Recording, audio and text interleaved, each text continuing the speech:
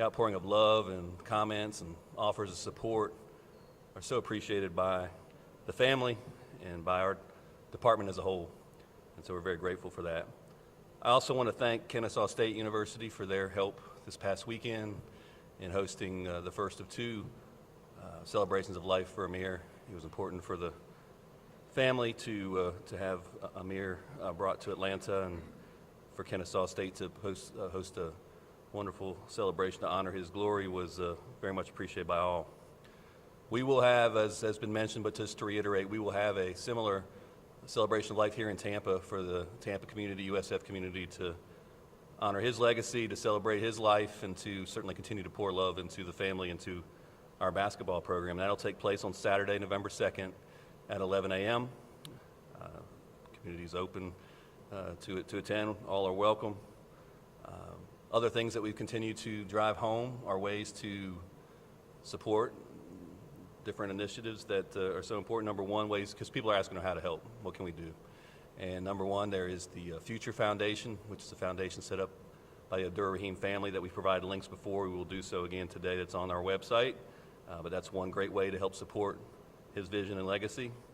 And we have a tribute page that's identified on gousfbulls.com that has a way for all fans and everyone that knew him intimately, or if you've only met him once or you never had a chance to meet him, to kind of share with the family some memories of, positive memories of him that is a way for everyone to kind of to express how much he meant to each of you. So I encourage you to do that and look at that tribute page. But as we continue to process this, we also know that it's important to work through.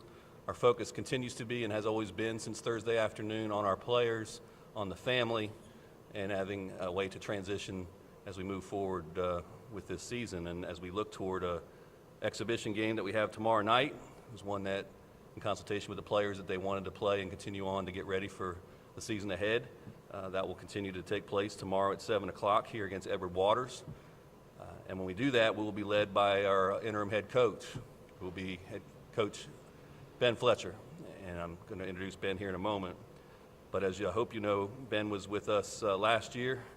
He was with Coach Amir for the 4 seasons of success at Kennesaw State and the incredible transformation they led there.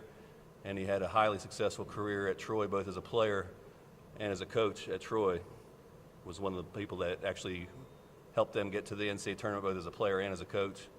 And I think, as Ben has told me, he outscored Amir when they played in college, I think, if I understand the story. He'll correct the story when their journey together started even as playing against each other back in college. So there's no question in my mind that Ben is the right man to lead our program forward. Coach Amir has everything built an elite staff, and we've got a great staff to guide us through this season, and no better person than Associate Head Coach Ben Fletcher, who's now our interim head coach. So please join me in welcoming Coach Fletcher as a new head coach. He'll make an opening statement, and then we'll open it up to questions. So, Coach Fletch. To God be the glory. I'd like to thank everybody for your ongoing support. Just know that does not go unnoticed. It's a difficult time, as you know, but I know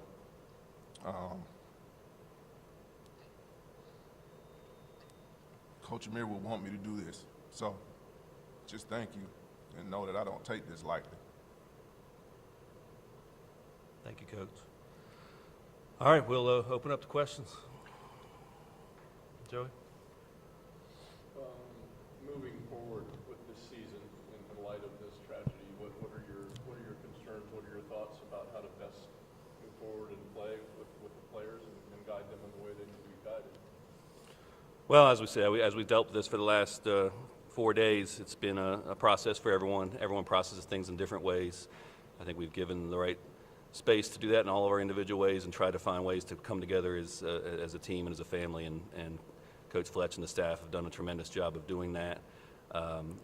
Guys are eager to do what they love and do what Coach wanted them to do, both as basketball players and as men. And so they're eager to get on with that transition. And so to me, for all of our fans, how do we pour our love and focus on this team? Let's support this team to allow them to perform at their very best, to strive for championships and to strive off the court for everything that Amir stood for, and I'm very confident they will. It's a strong bunch. It's a great bunch, and they wouldn't be here if they didn't believe in Amir and they didn't believe in this staff that he assembled, because, as you know, Coach did everything as a team. Fletch, what are the biggest challenges for you to transition and to get players ready to play games in a tough time? Well, I think the biggest thing is making sure we give our guys the support that they really need, as well as the staff. But I think the guys are moving in the right direction. I know that they knew Coach loved them. I think they know that the staff loves them. So it's just making sure they get the support that they need. And MK and Lee Butler and Jackie Grant, they've been awesome with giving us the counseling, the support that we need. So that's the most important thing right now is the guys. Michael talked about it, but tell us about kind of how far you look back with Amir and the first time you met him and all that stuff. Now we do have to make a Correction? we got to make a Okay, correction. all right. So I want you to set the record So straight. we played against each other when I was at Troy, and he was at Southeastern Louisiana, and we would always talk about it, and I would say we won the game, and he would always say, well, I scored the most points, and I would always say, okay, head coach, right? Would you want Jaden Reed to say that? But it's crazy now. It's a tongue twister. So my college coach coached his college coach in high school. So we all we've known each other for a long time, and it was crazy how it all came about, but it was pretty significant. I'm not trying to get you choked up, but Yeah. what made him so special? Just as a coach or a human? And he always told you the truth, and he would always say that, and that was our thing, truth. But man, I think if you saw the tribute on Sunday, that told you everything you needed to know. And I basically expressed that through my speech, because there was probably 5 or 6 people that went before me, and almost everybody to a T got up and said the same thing, like who he was as a father, who he was as a husband, who he was as a man of faith. All of those things were consistent with everybody. But I thought the biggest thing for me was Terrell Burton, who was our point guard year 1 at Kennesaw. And you guys saw Brandon Stroud. I think when you look at those 2 guys over our tenure, the development those guys, had, was incredible. Terrell Burton was a shy kid who hated to talk, and he was able to get up there and give a speech and read a letter that he wrote to Coach Amir. I thought that was special, and I thought that spoke to his ability to connect with his players and his staff. Coach, if you can pinpoint one thing, if it's possible, that you learned from Amir, your relationship with him, what would it be? Man, it's hard to narrow it down. I was looking back through, some of our text messages, and the one thing he would always tell me, even being at Kennesaw, he would always say, man, you're ready. Like, God is preparing you for this, and soon, you're going to get your opportunity and show everybody what you're capable of. And that's just who he was, I'm sure you guys will always talk about the wins and losses. I think he knew year 1, Kennesaw, when we only won 1 game. And I would always go into his office and tell him, hey man, you're doing a great job. No record is gonna tell you what impact you have on people around you. And like, man, you're doing a great job. So, It's a lot. I can't narrow it down to one thing to what he's taught me. It's too many. But just know the what he left me with was special. And, you know, I want to make sure, you know, his family, they can still be a part of this because it's what he would want. Similar question, Coach. Not to try to be in the normal fight now. Right. From a basketball standpoint, what are some of the things that with this principle that you're not going to change? None of that would change. None of that would change because he and I both, you know, over the years kind of developed the scheme that we have. So nothing would change basketball-wise from that standpoint. How are the players holding up? It's like me. you got hard days, and I'm sure a lot of those will continue to come in, but they're a resilient bunch. You know, we've done everything in our power to make sure and ensure that they have the proper counseling that they need. So, you know, we had a scrimmage that we were supposed to play at Miami on Saturday, and obviously, you know, I didn't even ask. Like, we were not going to put them through that. We were not going to take the floor until I absolutely knew that they wanted to and they were ready for that. So I thought Saturday was our first time practicing, and in typical Amir fashion, man, those guys were as locked in as I've ever seen. And I know that, you know, that was their way of honoring him. Did you give them the option of whether they wanted to play this exhibition game? Absolutely. And they just, They wanted to play. They wanted to play. They wanted to practice Saturday because I was steadfast on, like, you guys tell me when you're ready. Because, man, the last thing I want to do in this situation is, you know, force those guys to do something when they're grieving as well. So, like I said, everything that we've done has been to ensure that those guys are okay. What is the balance between your emotions for your friend that are obviously there versus being there for the kids, being strong, leading them, and living kind of in both worlds there? That's the hardest thing because I know how I feel, you know. So, you know, I look in the back and I see Cody, our strength coach, and I know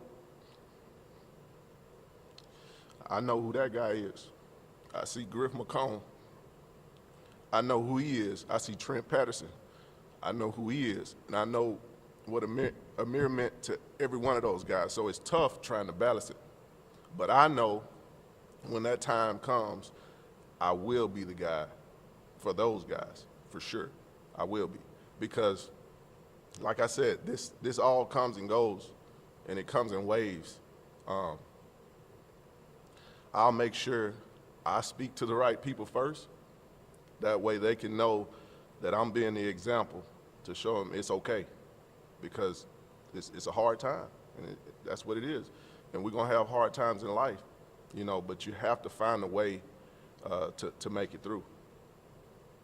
Michael, did you consult the players before you appointed him, or was it just naturally assumed that that's what you would do? No, I did not. With our conversations Amir and I had in the off season and the promotions that he recommended that occurred back in June, he was steadfast in his support, and I certainly agree with that in terms of Ben being elevated to associate head coach, and from there it became the logical progression for us to do this move today. But it's a staff. I mean, they work together as a staff.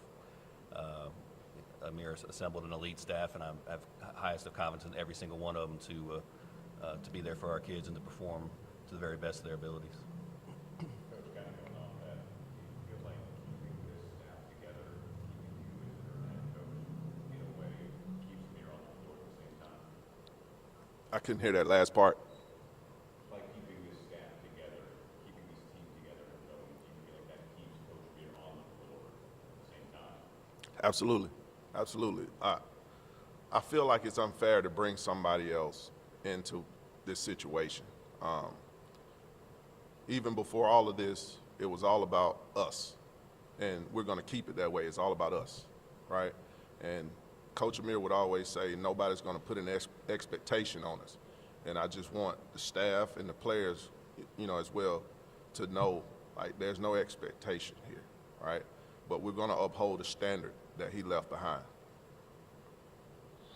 Coach and Michael, if you'd like to, we know what Coach Amir means to Tampa Bay and USF. We saw what he means to Kennesaw State, but could you speak to the reaction as a whole from the basketball world and everybody that has been touched by this in the last week, even beyond the two worlds that he lived in? Man, I think it just speaks to the person he was. It didn't shock me that the turnout at Kennesaw was the way it was. I mean, the guy, I would always tell him, I called him the homecoming king. I said, man, one, you're always on the phone. I said, but two, man, you're always going to check on everybody else. Man, when do you have time to check on yourself? But that's just who he was, and I got a text from his mom yesterday, long text, paragraph. And all the things that, I knew about Amir, she expressed in the text. And I said, man, even she knew he was as stubborn as it gets, So, well, I hope I answered your question. I'm sorry. I got a little lost there. That was very Amirish. Yeah. Michael, what about the basketball world as a whole, everybody that's weighing in here? Yeah, you've seen it. I mean, certainly from the basketball coaches and players across the country that he's, again, it's like I use the word connection as he did with his players, as he did with the staff, but he's connected this whole community. He connected everyone he ever touched, and that's what, so I guess it didn't surprise me, but when you kind of take a step back and just see how vast it was. I mean, I think I've heard from every college conference commissioner. I think I've heard from every AD in the league and ADs throughout. I think I heard from the president of ESPN yesterday. I mean, just that, he did that all here in one season with his impact with us, but his impact with that. But it's just because it was beyond basketball. On one hand, you're surprised because it was so vast, but on the other hand, I'm not surprised because, as Fletch just said, he found a way, no matter how big or small, no matter how well he knew you, to have that connection with you. As I said in the speech the other day, he bought into the lesson that we're all more alike than we are unalike, and it was magical to watch him walk around this campus. And your story, I thought, was amazing to talk about, even connection with the student body and things of that nature. So it's surprising and unsurprising at the same time, but it's still pouring in. As he wrote on the whiteboard when they played in the NCAA tournament, love wins, and that philosophy seems to be carrying itself out in terms of how people are caring about him and the family.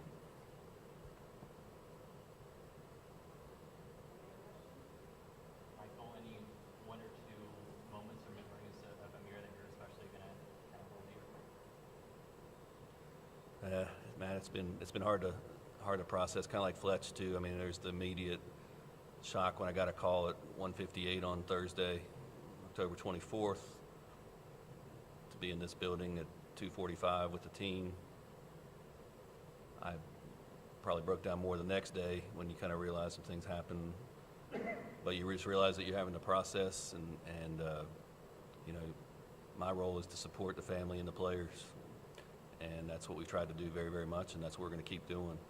But memory-wise, just and what a joy to be with forget about a coach-AD relationship, just the fact that things that you would almost normally want to ask someone to do, he was already there, going to the student union, buying coffee for the student body, throwing out first pitches, help every coach try to kind of get to understand and learn their play. He wanted to know their players. He wasn't trying to help coach, just a lot of different things. And I guess what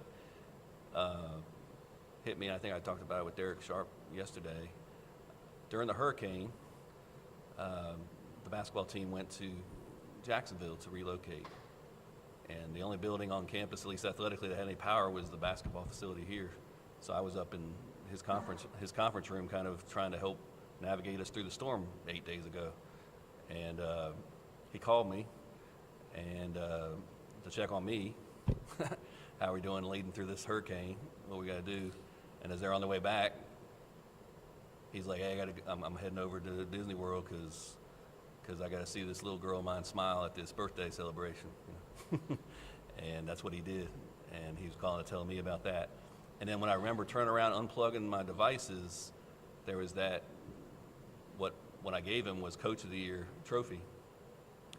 And he told you, I think you remember at a post-game press conference, he said, that's going to say Staff of the Year when I get my hands on it. Lo and behold, when I put the stuff back in my briefcase, I looked at it and it said Staff of the Year. And when Fletcher and I were just coming downstairs, I said, look at that, look at that. So, hey, he delivered on the promises that he said he was going to keep. And as I said the other day at Kennesaw, I remember at our first in-person meeting at my house, he said, I don't make promises I can't keep, but I promise that we will be the most connected basketball team in college basketball. And clearly that was true. And but he did much more than that in terms of connecting the university, connecting the community. And we're honored that he chose to share a part of his journey with us. Michael, he likes to characterize, USF as Tampa-based basketball team. Yeah. You know what the school and the team has lost. What did this community with Tampa Bay do to Amir? Well, we always pride ourselves on being Tampa Bay's home for hoops. It's the one pro sport that we don't have here, and so we play like pros.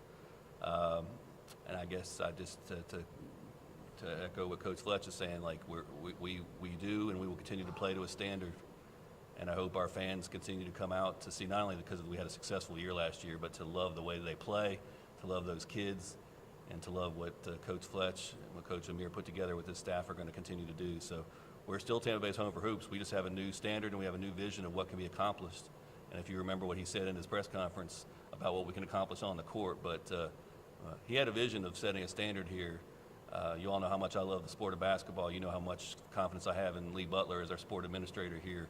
We came here to build an elite basketball program, and we have, and we will continue to do that and find every way possible to do that. And he's obviously set the amazing standard of how we can continue to fulfill that vision. Fletch, as you know, everybody's had a loss, knows that life does move on, and the season will move on. How much do you think emotion will play a factor in your season? The memory of Coach Amir, how tangible will it be? What will be its presence as you go on and play these games, play your season? I mean, Amir was I don't know how to put it. He will spearhead us through this season, I know it. We will not try to forget or push emotions to the side. Like, this is real life, so those guys will have to grieve at their own pace. But what we want to do is continue to pour into those young men and make sure they have the support they need. But as far as basketball, like we will keep his name alive. Without getting specific, and I want to be delicate with this, was he fighting something physically even last year when he led to that unprecedented season? Was he fighting through something physically? Well, we want to make sure, first and foremost, that we respect the Abdur-Rahim family's privacy at this point, and we don't want to speculate anything or go past what we've already put out. The family, they want to properly put something out, and they'll do that at their own time.